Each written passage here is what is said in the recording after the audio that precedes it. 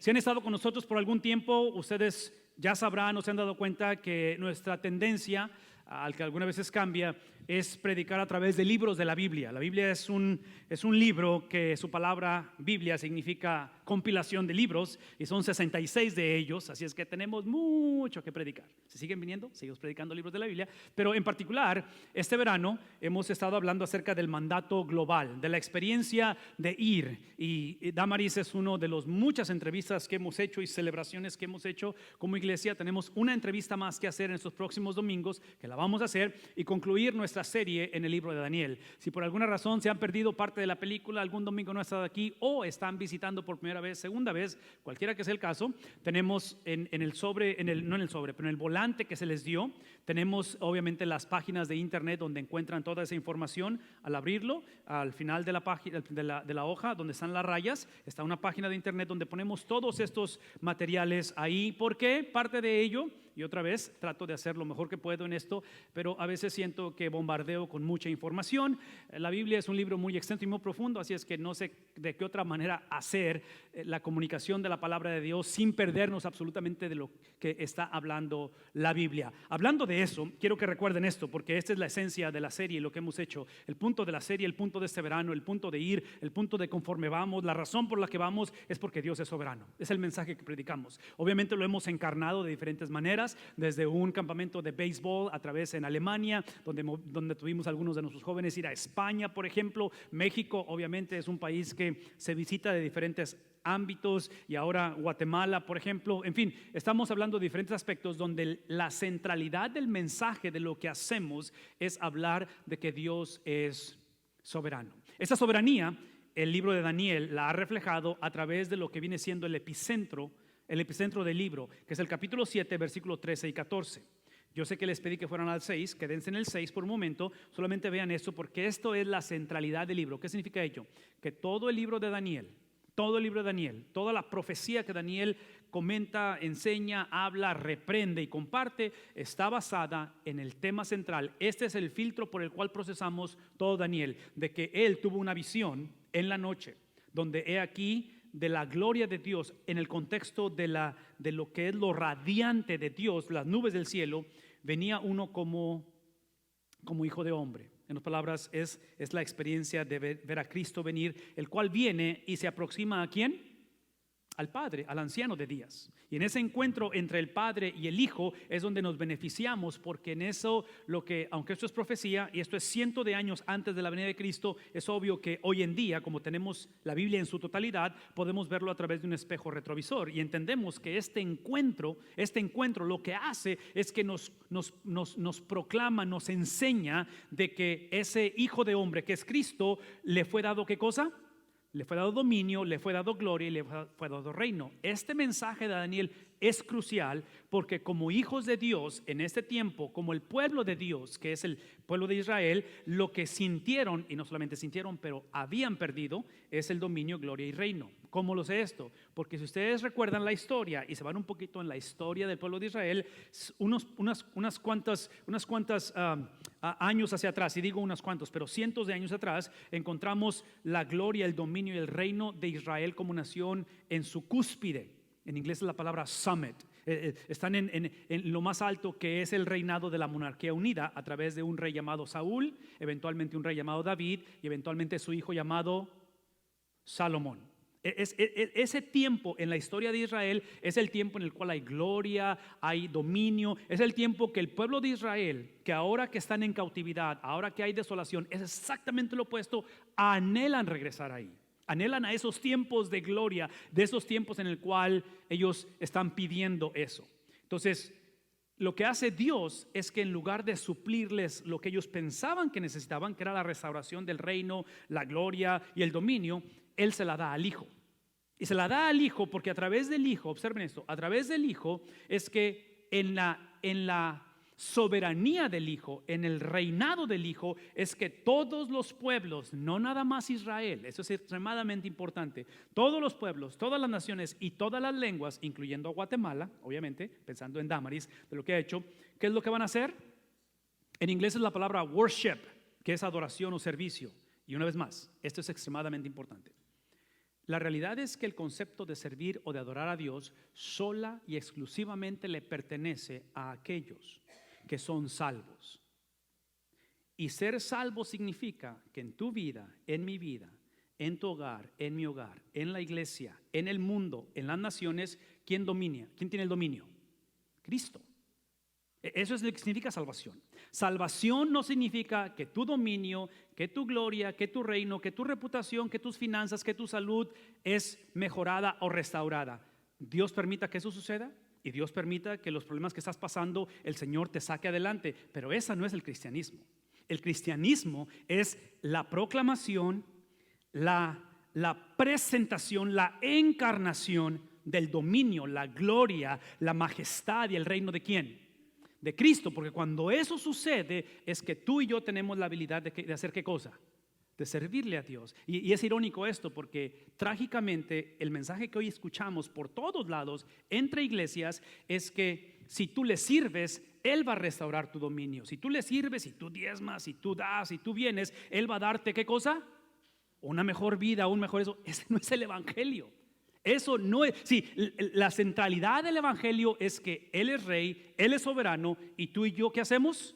Tenemos la libertad, esto es libertad, la libertad de adorar a Dios. Una vez más, solo aquellos que han proclamado a Cristo como Rey, como Señor, como soberano, todos aquellos que hemos abrazado la gloria de Dios y que somos salvos, tenemos la habilidad de hacer esto. Por lo tanto, esa habilidad lo que hace una vez más, proclama la eternalidad del dominio de Cristo y proclama en este caso, la durabilidad o en este caso, el que nunca será destruido su reino. Todo esto suena bonito y otra vez en una pantalla con colores y escuchar el testimonio de Guatemala y estos chavos con la adoración que hacen y que nos dirigen es extremadamente importante.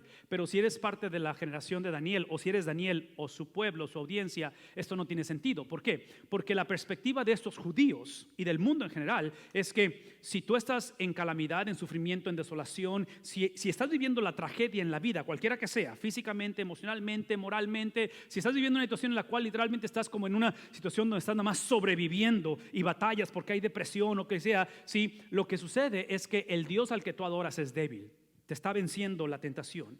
Si hay en ti luchas donde sabes lo que debes hacer pero no lo haces, es porque Dios es débil. Esa es la perspectiva de esta gente. Por lo tanto, cuando etiquetamos a Dios, vean esto, cuando etiquetamos a Dios a través de lo que ha pasado, a través de lo que nos hicieron o a través de lo que hicimos, lo que vamos a convenencieramente ignorar es la maldad que hay en nosotros. De que la razón por qué este pueblo de Dios está en cautividad no es porque Dios es débil. Ya dijimos que el centro de la enseñanza o del punto de Daniel es ¿qué cosa? La soberanía de Dios. Y es obvio que soberanía no va de acuerdo o no concuerda con debilidad. Entonces, si Dios es soberano, si Dios es, ¿qué es lo opuesto a debilidad? Todopoderoso, no hay nada que lo detenga. ¿Por qué es que el pueblo de Dios sufre? ¿Por qué es que tú sufres y yo sufro? Sí, escuchen esto. La pregunta no es por qué sufres, no es por qué sufrimos, si el hombre es malo por sí mismo. ¿Qué estoy diciendo? Otra vez, no tengo el tiempo de explicarlo en detalle, pero esto es extremadamente importante.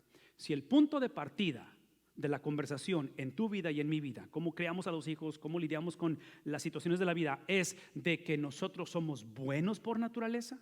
Si el punto de partida es pensar que Dios nos debe, que tenemos que estar bien todo el tiempo, es obvio que Dios va a aparecer débil o ingrato o injusto. Pero el punto de partida, a través de el Dios, que en este caso lo hemos estado predicando, que el dominio es de Él, la gloria de Él, el reino de Él. Si ese es el punto de partida, es que en su misericordia Dios nos ha dado no lo que merecemos, nos da lo que Él en su misericordia nos otorga. ¿Qué es el punto? El punto es de que una vez más, Dios no es débil, el hombre es el que tiene lo que Pablo describe en Romanos, que es el concepto de depravación. De que no somos pecadores porque pecamos, pero pecamos porque somos, en otras palabras, no es que se me salió, no es que fue la situación, es que estaba joven, es que fue un desliz, es que no sabía lo que estaba haciendo. No, eso no es lo que enseña la Biblia. La Biblia no habla de modificar nuestra conducta, la Biblia habla del problema que es del corazón. de que todos hemos nacido separados de Dios, necesitamos la gloria, el dominio, el reino de Cristo para liberarnos y restaurar su presencia en nosotros y darnos la habilidad de servirle a Dios. Todo esto, otra vez, es bastante información, estoy consciente de ello, pero esto es importante para mí porque esta confusión que había en este tiempo existe hoy en día. Y existe hoy en día, y esta es mi preocupación esta semana porque ya se está convirtiendo un poquito más personal. El Señor me ha concedido servir en la iglesia vocacionalmente desde el 91. Es cuando empecé a pastorear y servir jóvenes, música y todos esos ámbitos de la iglesia. Y a través de esos años, lo que me he dado cuenta, y me ha llevado un tiempo para entender esto, porque soy un poquito despacio en entender las cosas, es el hecho de que este tipo de confusión no es tanto que existe en el mundo. Y las generaciones cambian, yo sé que millennials y que Gen X's y que Gen Z, todas esas generaciones que hoy en día, pero la confusión que hay yo creo que es en la iglesia más que nada. Sí, esto que estamos hablando no es lo que asistían los babilonios. Los babilonios estaban haciendo lo que ellos se supone que iban a hacer. Ellos eran unos bárbaros, ellos eran personas sin misericordia. Donde llegaban, creaban desolación. No nos debemos de sorprender que eso hacen los babilonios. El problema de Daniel es que la confusión era en el pueblo de Dios. ¿Sí me explico? Y menciono todo esto porque otra vez, yo creo que la confusión no es tanto de la gente que está fuera de la iglesia. La gente que está fuera de la iglesia debe de comportarse como gente que no conoce de Cristo. ¿Sí? ¿Qué es el problema? Es cuando la gente que conoce de Cristo nos comportamos como si no hay Dios. Ese es el problema. Ahora, una vez más, esto se ha personalizado porque esta mañana nuestra hija Saraí, que es la mayor de los tres, no solamente ya se fue a estudiar y ya se fue de la casa otra vez, pero esta mañana este es su primer domingo donde ella está dirigiendo la alabanza en una de las iglesias allá. Ella se ha unido al staff a hacer esto de la alabanza ahí. Y pienso ahora como mi hija, porque otra vez, esto hablar a nivel concepto es bueno y con la iglesia, pero cuando ya es tu hijo, es tu esposa, son tus papás, se personaliza esto. Es de que ahora pienso yo y digo, ok, en la relación que ella está iniciando con la iglesia, donde ha entrado al staff de una iglesia y está dirigiendo la alabanza en una iglesia, ella va a tener que navegar la iglesia. Y la iglesia, porque está compuesta de personas como tú y personas como yo, es disfuncional. La iglesia es como la familia, es difícil a veces, tiene cosas muy bonitas, pero algunas cosas no son muy bonitas. Algunas nos da orgullo de ellas, algunas no las ponemos en Facebook o en Instagram, ¿verdad? No todo ponemos. ¿Por qué? Porque otra vez hay disfuncionalidad en ello. Es lo mismo que está pasando con Daniel. El capítulo 6 de Daniel, cuando pensamos en esa disfuncionalidad y lo que está sucediendo, el capítulo 6 de Daniel es la historia de Daniel echado o lanzado a lo que se le llama el foso de los leones. No sé si recuerdan esa historia, pero si crecieron en la iglesia la han escuchado. Pero Daniel es literalmente echado, y en el capítulo 3 encontramos que Daniel fue echado en un horno de fuego. No sé si recuerdan eso. El capítulo 5, que fue la semana pasada, si estuvieron aquí, hablamos acerca de una mano, no de un cuerpo, no de una persona, pero una mano que escribía en la pared. Entonces a Daniel le pasan un montón de cosas que ni los Avengers ni X-Men no le llegan a Daniel con lo que le está pasando. Porque en este capítulo 6, donde estamos ahorita, es literalmente donde él es echado a la fosa o a un lugar lleno de leones para ser ejecutado. En el capítulo 6 encontramos la experiencia donde Daniel está ahora como parte del reino. Es parte de los líderes de la iglesia, es parte de aquellos que están gobernando. Y la Biblia enseña en el capítulo 6, versículo 3, si tienen una Biblia lo pueden ver ahí. En el capítulo 3 encontramos que Daniel empieza a tener esta habilidad de distinguirse entre los demás. Una cosa que no he mencionado es que en el capítulo 6, ahora donde estamos, Daniel ya tiene aproximadamente 80 años de edad. Entonces, regresando a la situación de mi hija, que tiene 21 años ahorita y empieza esta jornada de preparación y de servicio a la iglesia, a mí me encantaría soñar y pensar de que cuando ella llegue a los 80 años, pudiera ella reflexionar hacia atrás y ver las características de una persona que se mantuvo fiel al Señor. Menciono esto porque, otra vez, ¿cómo podemos soñar con elegir un presidente como nación, el cual ese presidente que va a entrar en función el próximo año, quien quiera que vaya a ser, entre con el final en mente? ¿Qué si nuestros matrimonios, cuando nos casamos, cuando empezamos, los que están solteros, que algún día se lleguen a casar, inicien su relación matrimonial con el fin en mente? En otras palabras, viendo desde el futuro hacia atrás. Eso es lo que encontramos en este caso, y ahí es donde yo quisiera que pensaran conmigo, porque observen lo que dice, que Daniel se distinguió, y la razón que él se distingue o es diferente a los demás es por sus cualidades. ¿Qué tipo de cualidades o habilidades? Son extraordinarias. Son las cualidades en las cuales se reflejan en ¿qué cosa? Es un administrador, está puesto en una posición de gobierno donde el rey, inclusive por sus distintivos y sus cualidades extraordinarias, es que el rey piensa ponerlo por encima de los otros administradores. Entonces, esto es lo que quiero que pensemos por un momento, porque otra vez, aquí es donde creo que el evangelio empieza a encarnarse. Piensen en que Daniel, estando en una posición de autoridad, 80 años de edad aproximadamente, lo cual implica que probablemente entró a estas posiciones con la experiencia, decimos en español, ya está curtido, ya trae la experiencia, trae la educación. Si ustedes recuerdan la historia desde el principio, cuando lo trajeron cautivo fue de la nobleza, lo pusieron en el palacio del rey. Entonces este hombre, desde un principio su vida ha ido de esta manera, progresando en cuestión de sus funciones, de sus responsabilidades. Ha tenido algunas bajas en cuestión de que ha sufrido, pero esto es lo que quiero que nos llevemos esta mañana, de que para Daniel su vocación no estaba basada en sus habilidades, ni sus circunstancias, ni lo que otros pensaron o lo que los otros le hicieron.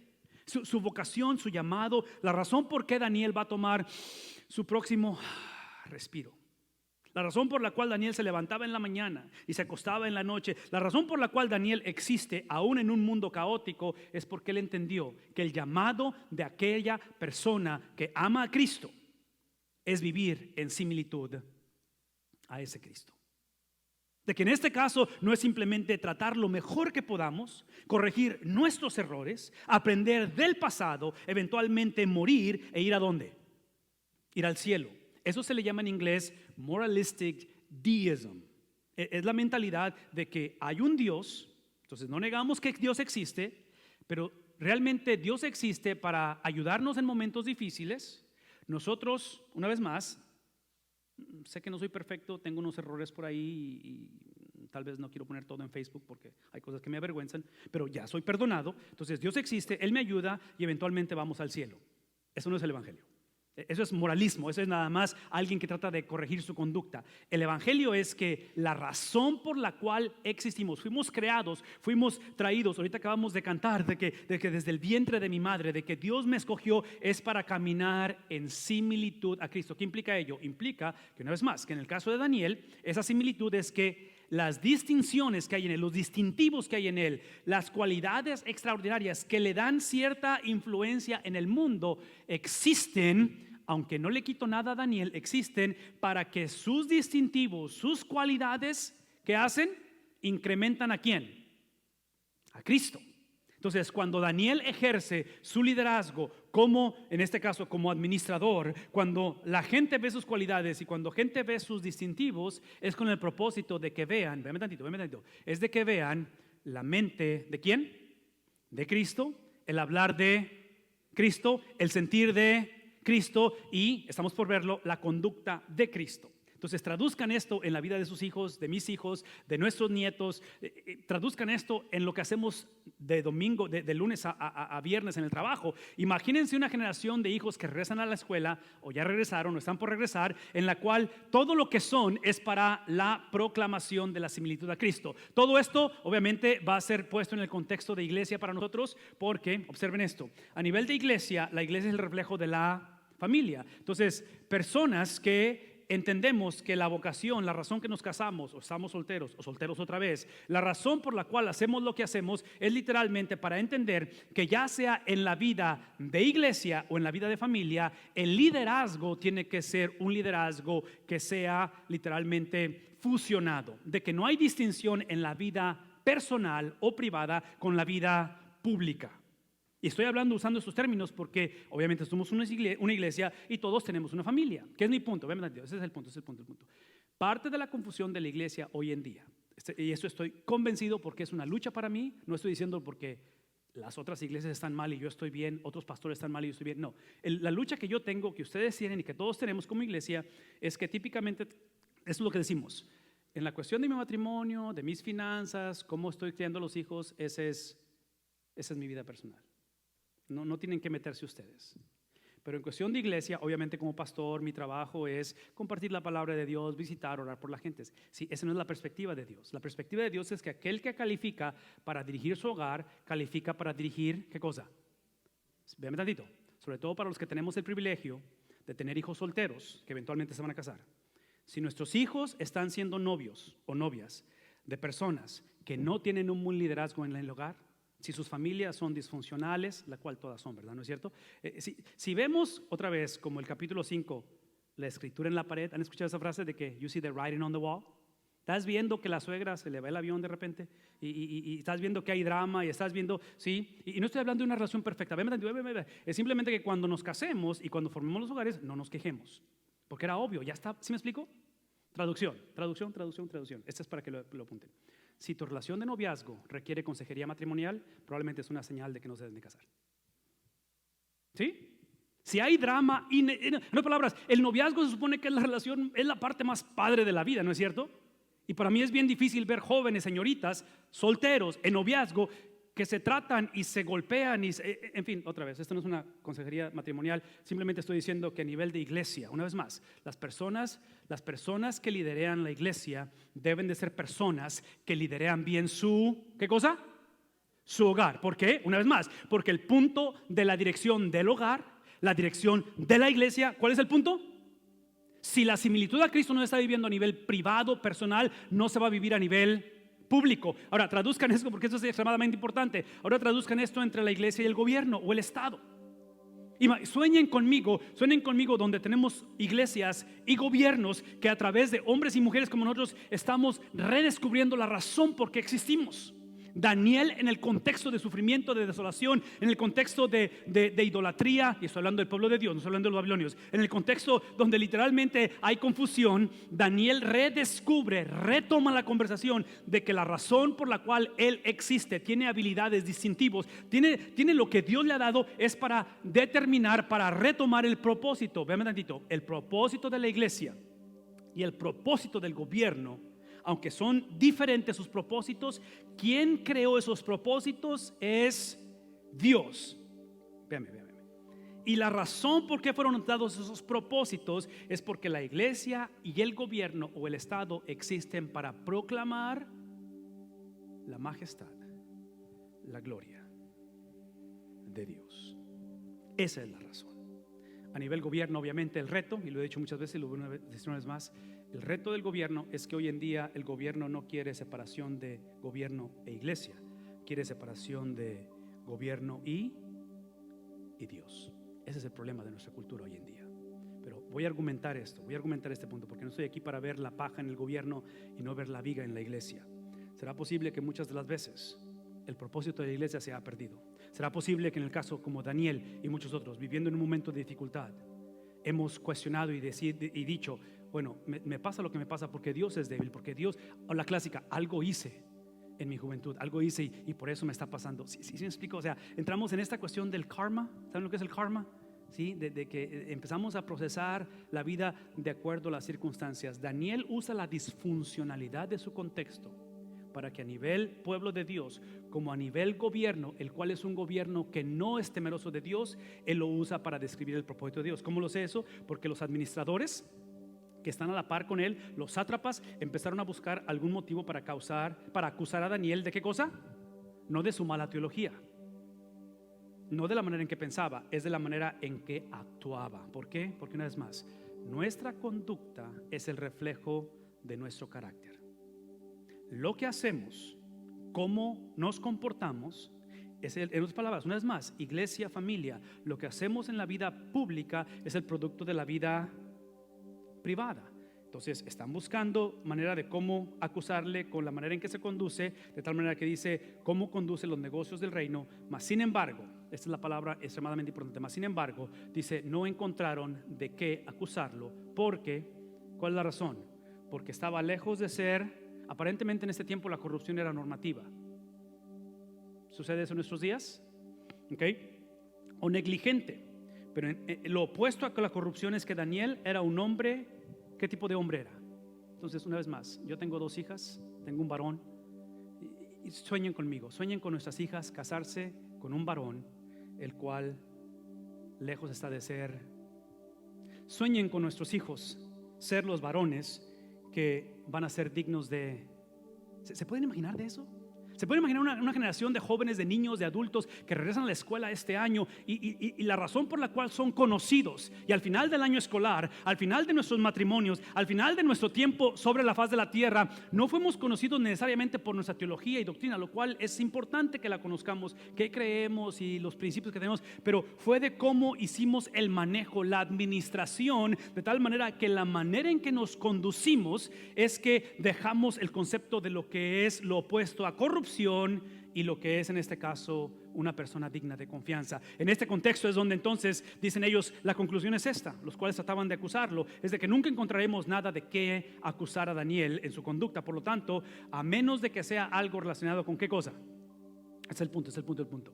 Iniciamos diciendo que Daniel tiene distintivos, tiene habilidades, tiene cosas que son únicas de él, y eso lo separó del resto de la gente, del resto de los líderes.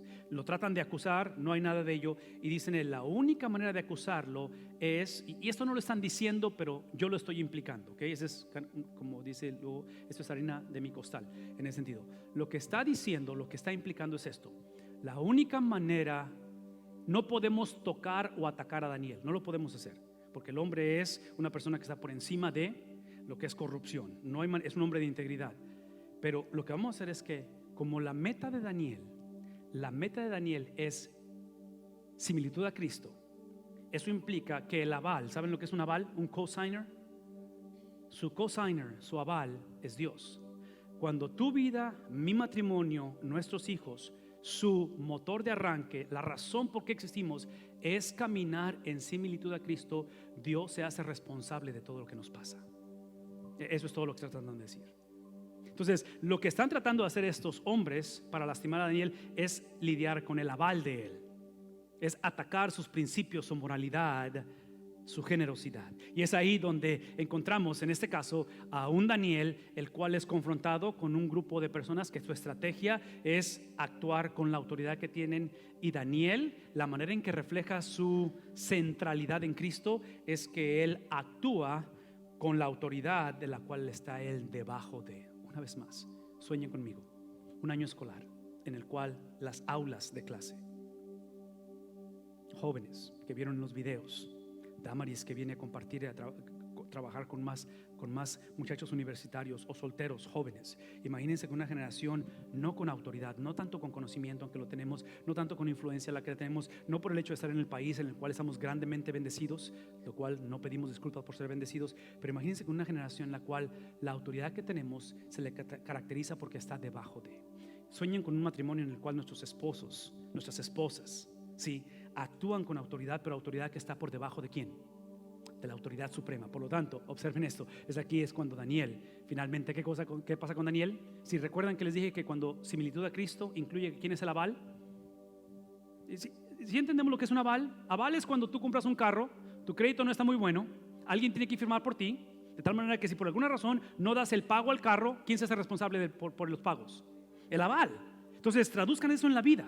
Imagínate tu vida, tú entregas tu vida a Cristo, el propósito es similitud a Cristo, tu aval es Dios, lo que suceda, Dios es el responsable. Y observen que se llevaron 9 versículos para que finalmente Daniel, ¿qué? En otras palabras, por 9 versículos ha habido drama, ha habido traición, ha habido calumnia, se están preparando para atacar a Daniel y Daniel ni por aludido. Tal vez esta mañana estamos en una condición donde lo trágico no es lo que nos está pasando, sino que nos ha sorprendido. Porque todo el tiempo pensaste que todo estaba bien, todo el tiempo pensaste que el trabajo estaba bien, que la salud estaba bien, que la relación matrimonial estaba bien, y de repente, ¡pum!, algo sucedió. Lo nunca antes previsto, lo nunca antes pensado sucedió. Lo que habías escuchado en testimonios, lo veías en las novelas y en las películas, te sucedió. Entonces Daniel se entera finalmente de que el decreto, otra vez lean su Biblia esta tarde antes de que se avienten los juegos de la preseason de NFL. Vean la Biblia, lean el capítulo 6 y el decreto es este, porque como no encontraron nada que acusar a Daniel y se van a ir a su aval, es que el decreto es que todo aquel que no adore al rey va a ser tirado en el foso de los leones. El decreto ya está hecho, no hay nada que él pueda hacer, por lo tanto se fue a su casa. Daniel se va a su casa cuando ve el decreto, y ¿qué es lo que hace? Sube a su dormitorio, cuyas ventanas se abrían en dirección ¿de qué? De Jerusalén. Y es ahí donde él, ¿qué hace? Se arrodilla, donde él ahí ora, y donde él ahí, ¿qué es lo que hace? No alabó, vean esto, no alabó porque el decreto se canceló. No, la enseñanza del capítulo 6 va a ser en dos partes porque ya se me acabó el tiempo. Entonces no voy a llegar a cuando lo echan al foso de los leones, porque a mí me encantaría decir que cuando él oró, cuando él se arrodilló y cuando él alabó, él evitó la fosa de los leones. Ese es el evangelio de la prosperidad. Cuando piensas que tus prácticas religiosas o tus disciplinas espirituales ponen a Dios en la silla de los acusados y decir, ok, yo ya oré, yo ya confié, ya diezmé, más vale que, ¿sí me explico? Es el evangelio de la prosperidad. Dios no le debe nada a nadie. Entonces, lo interesante de Daniel no es que se arrodilló, lo cual debemos de hacerlo. No es que oró, lo cual debemos de hacerlo. Y no es que alabó, lo cual debemos hacerlo. Lo interesante de Daniel es quién fue el objeto de su arrodillarse, el objeto de su orar y el objeto de su alabar. El objeto, la razón, la persona a la cual él oró, a la cual él alabó, a la cual él se postró, me ven tantito, es la misma persona a la cual él oraba, alababa y se arrodillaba antes de que el decreto fuera publicado. ¿Qué es el punto?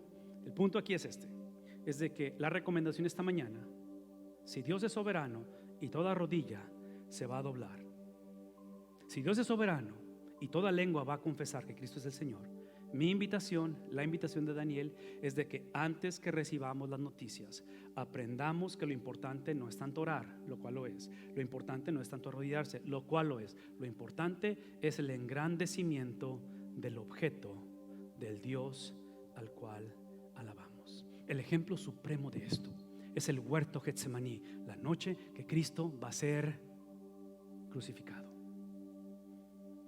Él, sabiendo de antemano lo que venía, el decreto que se anunció desde antes de la fundación del mundo. ¿Recuerdan Génesis 3:15? Génesis 3:15 es el concepto de que la serpiente va a herir el calcañar, no de la mujer, sino de la simiente de la mujer. Pero la simiente, que es Cristo, el cual va a ser herido, la simiente va a hacer lo que hace Mel Gibson en la película de la Pasión de Cristo. Al principio de la Pasión de Cristo se aparece una serpiente en el personaje de Jesús. ¿Y qué hace Jesús en la película? La cabeza de la serpiente va a ser aplastada. ¿Qué es el punto? El punto aquí es de que el decreto viene de Dios. El decreto fue instituido por Dios de que el gobierno, tanto de los babilonios como el gobierno hoy en día, como el gobierno en Venezuela, como el gobierno en Guatemala, como el gobierno y todo gobernante alrededor del mundo, sirven los propósitos de Dios.